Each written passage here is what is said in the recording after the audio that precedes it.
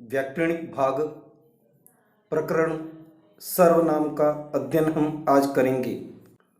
आओ सर्वनाम क्या है हम जानें। पूर्व में हमने संज्ञा के बारे में पढ़ा था। संज्ञा क्या है?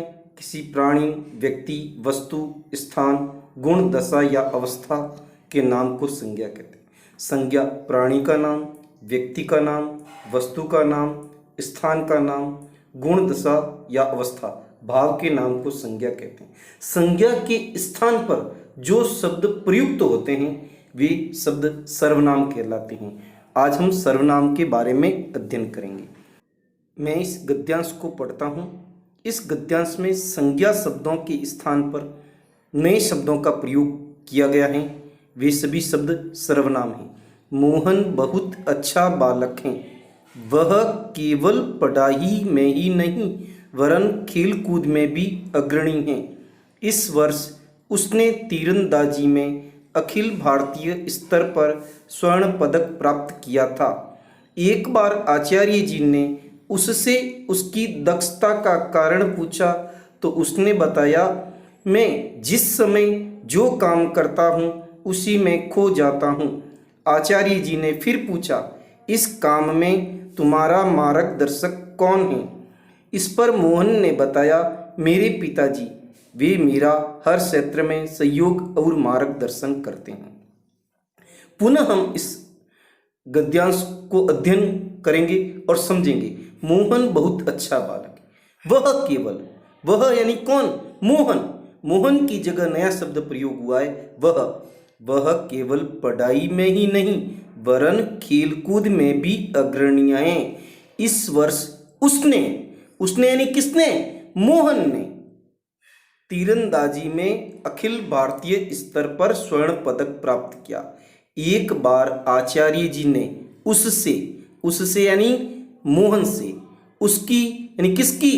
मोहन की दक्षता का कारण पूछा तो उसने बताया, उसने यानी किसने बताया? मोहन ने बताया, मैं यानी कौन? मोहन जिस समय जो काम करता हूं उसी में खो जाता हूं। आचार्य जी ने फिर पूछा, इस काम में तुम्हारा मार्गदर्शक कौन है? ये जो काम कर रहे हो इसमें तुम्हें मार्गदर्शन कौन प्रदान करता है? वो कौन है? कौन? उसके पिताजी के लिए है। इस पर मोहन ने बताया, मेरे पिताजी, वे मेरा हर क्षेत्र में सहयोग करते। वे यानी कौन? उसके पिताजी। मेरा यानी किसका? मोहन का सहयोग करते हैं। तो इस गद्यांश में हमने देखा वह, उसने, उससे, उसकी, मैं, तुम्हारा, मेरे जैसे शब्दों का प्रयोग मोहन के लिए हुआ है। मोहन क्या है? संज्ञा है। संज्ञा के स्थान पर इन शब्दों का प्रयोग हुआ है। वह, उसने, उससे, उसकी, मैं, तुम्हारा, मेरे। तो ये सभी शब्द क्या कहलाएंगे? सर्वनाम। कौन? और वे शब्द उसके पिताजी के लिए प्रयुक्त हुए हैं। पिताजी भी संज्ञा है, इसलिए ये शब्द भी सर्वनाम है। संज्ञा के स्थान पर प्रयुक्त शब्द सर्वनाम कहलाते हैं। यानी संज्ञा के स्थान पर प्रयोग आने वाले शब्दों को सर्वनाम कहते हैं। सर्वनाम संज्ञा के स्थान पर प्रयुक्त होने वाले शब्दों को सर्वनाम कहते हैं। जो शब्द संज्ञा के स्थान पर प्रयोग में आते हैं वे शब्द सर्वनाम कहलाते हैं। इसके 6 भेद होते हैं: पुरुषवाचक सर्वनाम, निजवाचक सर्वनाम, निश्चयवाचक सर्वनाम, अनिश्चयवाचक सर्वनाम, प्रश्नवाचक सर्वनाम, संबंधवाचक सर्वनाम। पुरुषवाचक सर्वनाम जिन सर्वनाम शब्दों का प्रयोग वक्ता, श्रोता तथा विषय के स्थान पर होता है उसे पुरुषवाचक सर्वनाम शब्द कहते हैं। जिस सर्वनाम शब्द का प्रयोग वक्ता यानी बोलने वाले की जगह, श्रोता यानी सुनने वाले की जगह तथा विषय के स्थान पर होता है उसे पुरुषवाचक सर्वनाम कहते हैं। इसके प्रमुख रूप से 3 भेद होते हैं। उत्तम पुरुष का मतलब वक्ता, बोलने वाले की जगह आने वाले शब्द उत्तम पुरुष कहलाते हैं, जैसे कि मैं, हम, और इनसे बनने वाले मैं, मेरा, मुझे, मुझको, हम, हमारा, हमें, हमको, हमसे। मध्यम पुरुष यानी श्रोता, सुनने वाले, जो आपकी बात सुनता है वह श्रोता मध्यम पुरुष कहलाता है, जो तुम और आप कहलाते हैं। आपकी जो बात सुनेगा वह हमेशा तुम होगा या आप होगा। और इनसे बनने वाले शब्द तुम, तुम्हारा, तुम्हें, तुमको, आप, आपका, आपको, आपके, ये शब्द भी मध्यम पुरुष कहलाएंगे। पुरुषवाचक सर्वनाम का तीसरा भेद अन्य या प्रथम पुरुष। जिस विषय पर बातचीत होती है, जिस व्यक्ति के बारे में बातचीत होती है, तो वह अन्य या प्रथम पुरुष कहलाता है। वह वे प्रथम पुरुष सर्वनाम है और इनसे बनने वाले शब्द उन्हें, उन्होंने, उनसे, उनका, उनकी इत्यादि ये शब्द भी अन्य या प्रथम पुरुष कहलाएंगे। उत्तम पुरुष वक्ता के बदले में आने वाले शब्द, जैसे मैं पुस्तक पढ़ता हूँ, हम कबड्डी खेलते हैं, मैं और हम उत्तम पुरुष सर्वनाम हैं। मध्यम पुरुष तुम जयपुर कब जाओगे, आप बीकानेर से कब आए, यानी वक्ता श्रोता से पूछ रहा है, यानी सुनने वाला है वह मध्यम पुरुष है। जब तीसरे व्यक्ति के बारे में बातचीत होती है तो वह अन्य या प्रथम पुरुष कहलाता है। वह बहुत अच्छा बालक है, यानी वक्ता बात कर रहा है, श्रोता सुन रहा है, लेकिन तीसरे व्यक्ति के बारे में बातचीत हो रही है। वे खेलने जाएंगे, अन्य या प्रथम पुरुष। इस प्रकार जिन सर्वनाम शब्दों का प्रयोग वक्ता, श्रोता तथा विषय के स्थान पर होता है उसे पुरुषवाचक सर्वनाम कहते हैं। निजवाचक सर्वनाम, जिन सर्वनाम शब्दों का प्रयोग खुद के लिए होता है, अर्थात जिसमें स्वयं और अपने का ज्ञान होता है, उसे निजवाचक सर्वनाम कहते हैं। जिन सर्वनाम शब्दों का प्रयोग खुद के लिए होता है और जिसमें स्वयं और अपने का ज्ञान होता है, उसे निजवाचक सर्वनाम कहते हैं। निजवाचक सर्वनाम में स्वयं, अपना, अपनी ऐसे शब्दों का प्रयोग होगा। ये सभी शब्द निजवाचक सर्वनाम हैं। मैं स्वयं जयपुर जा रहा हूँ। स्वयं, गोपाल अपने आप को ठीक कर सकेगा ऐसा विश्वास है। अपने, यह कार्य मैं अपने आप कर लूँगा, मैं अपनी पुस्तक पढ़ लूँगा। जहाँ वाक्य में स्वयं, अपने, अपनी ऐसे शब्द आते हैं वे सभी शब्द निजवाचक सर्वनाम की श्रेणी में आते हैं। जिन सर्वनाम शब्दों से किसी वस्तु की ओर निश्चय पूर्वक संकेत किया जाता है उसे निश्चयवाचक सर्वनाम कहते हैं। जिस सर्वनाम शब्द से किसी वस्तु की ओर निश्चय पूर्वक संकेत किया जाता है उसे निश्चयवाचक सर्वनाम कहते हैं। जैसे यह उसकी पुस्तक है, पुस्तक की ओर इशारा करके यह उसकी पुस्तक है। वह आम का पेड़ है, वे पेड़ हैं, यह बस है। यह, वह, वे, यह एक प्रकार के संकेतक शब्द हैं, संकेतवाचक शब्द हैं। जहां संकेतवाचक शब्द होते हैं वहां निश्चयवाचक सर्वनाम कहलाता है। जिन सर्वनाम शब्दों से किसी वस्तु की ओर संकेत हो रहा है तो यह, वह, वे, ये चारों शब्द एक संकेतक का कार्य करते हैं, इसलिए निश्चयवाचक सर्वनाम कहलाते हैं। जिन सर्वनाम शब्दों से किसी वस्तु, प्राणी आदि का पक्का निश्चय न हो और संदेह बना रहे उसे अनिश्चयवाचक सर्वनाम कहते हैं। जिन सर्वनाम शब्दों से वह वस्तु है, वह प्राणी है, क्या है, इसका पक्का निश्चय नहीं हो और संदेह बना रहता है उसे अनिश्चयवाचक सर्वनाम कहते हैं। कोई लिख रहा है, लिख तो रहा है लेकिन कौन लिख रहा है, कोई लिख रहा है, कौन लिख रहा है इसकी जानकारी नहीं मिल रही है, तो कोई शब्द अनिश्चय का सूचक है तो यहाँ अनिश्चयवाचक सर्वनाम होगा। जैसे कुछ बज रहा है, क्या बज रहा है इसकी जानकारी नहीं, ढोलक बज रही है, सायरन बज रहा है, मंजीरा बज रहा है, पेटी बज रही है, क्या बज रहा है इसकी जानकारी नहीं, आवाज़ आ रही है, कुछ बज रहा है।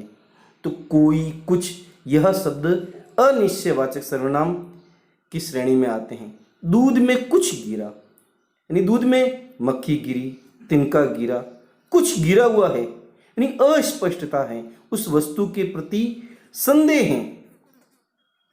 कोई उसे बुला रहा है, उसे बुला रहा है, कौन बुला रहा है इसकी जानकारी नहीं है, तो यहाँ अनिश्चयवाचक सर्वनाम होगा। कोई और कुछ अनिश्चयवाचक सर्वनाम के शब्द हैं। जिन सर्वनाम शब्दों से किसी वस्तु, प्राणी आदि का पक्का निश्चय न हो और संदेह बना रहे, उसे अनिश्चयवाचक सर्वनाम कहते हैं। जिन सर्वनाम शब्दों के द्वारा वाक्यों में पारस्परिक संबंध स्थापित होता है, उसे संबंधवाचक सर्वनाम कहते हैं। जिन सर्वनाम शब्दों के द्वारा दो वाक्यों में एक प्रकार से पारस्परिक संबंध स्थापित होता है, वे जोड़ते हैं शब्दों को, उसे संबंधवाचक सर्वनाम कहते हैं। जैसे जो जन्मता है सो मरता है, जो और सो एक प्रकार से वाक्य रचना कर रहे हैं, इन दोनों को जोड़ रहे हैं। जैसी करनी वैसी भरनी, जैसी और वैसी। जो ढूंढेगा सो पाएगा, जो सो। जिसकी लाठी उसकी भैंस। तो यहाँ इन वाक्यों में जो, सो, जैसी, वैसी, जो, सो, जिसकी, उसकी, यह एक प्रकार से दो वाक्यों में पारस्परिक संबंध स्थापित करते हैं। तो जो, सो, जैसी, वैसी, जिसकी, उसकी, इस प्रकार के शब्द संबंधवाचक सर्वनाम कहलाते हैं। जिन सर्वनाम शब्दों के द्वारा प्रश्न का बोध होता है, उसे प्रश्नवाचक सर्वनाम कहते हैं। जो सर्वनाम शब्द प्रश्न सूचक हैं, जैसे कौन, किसने, क्या, किसे, ऐसे शब्द प्रश्नवाचक सर्वनाम कहलाते हैं। जैसे कौन गा रहा है, यानी गाने वाला संज्ञा है, वह कौन है। कौन शब्द के द्वारा प्रश्न पूछा जा रहा है, इसलिए यहाँ प्रश्नवाचक सर्वनाम है। किसने लिखा लेख, यानी लेख लिखने वाला संज्ञा सूचक शब्द है। संज्ञा के स्थान पर किसने सर्वनाम का प्रयोग हुआ है, जो कि प्रश्न सूचक है। वहां दरवाजे पर कौन खड़ा है, पशु हो सकता है, व्यक्ति हो सकता है, यानी संज्ञा है। संज्ञा के स्थान पर जो नया शब्द आया प्रश्न सूचक कौन, तो यहां प्रश्नवाचक सर्वनाम है। तुम्हारे हाथ में क्या है, यानी कोई न कोई वस्तु है, वस्तु संज्ञा है। इस संज्ञा की जगह क्या प्रश्न सूचक शब्द आया है, तो ऐसे कौन, किसने, क्या, किसे, ऐसे शब्द प्रश्नवाचक सर्वनाम की श्रेणी में आते हैं। जिन सर्वनाम शब्दों के द्वारा प्रश्न का बोध होता है, उसे प्रश्नवाचक सर्वनाम कहते हैं। बोध प्रश्न। सर्वनाम का उचित भेद बताइए। मैं रामायण पढ़ता हूं। मैं पुरुषवाचक सर्वनाम। पुरुषवाचक के अंतर्गत उत्तम पुरुष, यानी वक्ता के बदले में यह शब्द आया है। मैं रामायण पढ़ता हूं, मैं नहीं, वक्ता बोलने वाला कह रहा है मैं रामायण पढ़ता हूं, अर्थात उत्तम पुरुष पुरुषवाचक। मैं स्वयं पत्र लिखूंगा। स्वयं निजवाचक सर्वनाम। यह सर्वनाम स्वयं या खुद का बोध करवाता है। वह पीपल का पेड़ है। यहां वह शब्द के माध्यम से वस्तु की ओर संकेत हो रहा है, इसलिए निश्चयवाचक सर्वनाम। किसने गाना गाया, प्रश्नवाचक सर्वनाम। कुर्सी पर कोई बैठा पढ़ रहा है। कोई अनिश्चय सूचक शब्द है, इसलिए अनिश्चयवाचक सर्वनाम। हम जयपुर जा रहे हैं, पुरुषवाचक सर्वनाम। उत्तम पुरुष वक्ता के बदले में आया है। जैसा करोगे वैसा भरोगे। जैसा और वैसा संबंध सूचक सर्वनाम है, दो वाक्यों में पारस्परिक संबंध स्थापित करते हैं, इसलिए यहां संबंधवाचक सर्वनाम। दरवाजे पर कौन खड़ा है, कौन प्रश्न सूचक सर्वनाम, तो यहां प्रश्नवाचक सर्वनाम। दूध में कुछ गिरा, अनिश्चय सूचक शब्द है, इसलिए यहां अनिश्चयवाचक सर्वनाम। यह उसकी पुस्तक है। यह शब्द के माध्यम से संकेत किया जा रहा है, इसलिए निश्चयवाचक सर्वनाम। जिसकी लाठी उसकी भैंस, दो वाक्यों में पारस्परिक संबंध, संबंधवाचक सर्वनाम। सर्वनाम किसे कहते हैं, उसके भेदों के नाम लिखिए। सर्वनाम की परिभाषा एवं उसके भेदों के नाम लिखिए। प्रश्न क्रमांक 2, सर्वनाम के उचित भेद का नाम सामने लिखिए। मैं जोधपुर जा रहा हूँ। जिसकी लाठी उसकी भैंस, यहाँ कोई नहीं आया। वह कौन जा रहा है, यह मेरा घर है। वह अपने आप चला गया।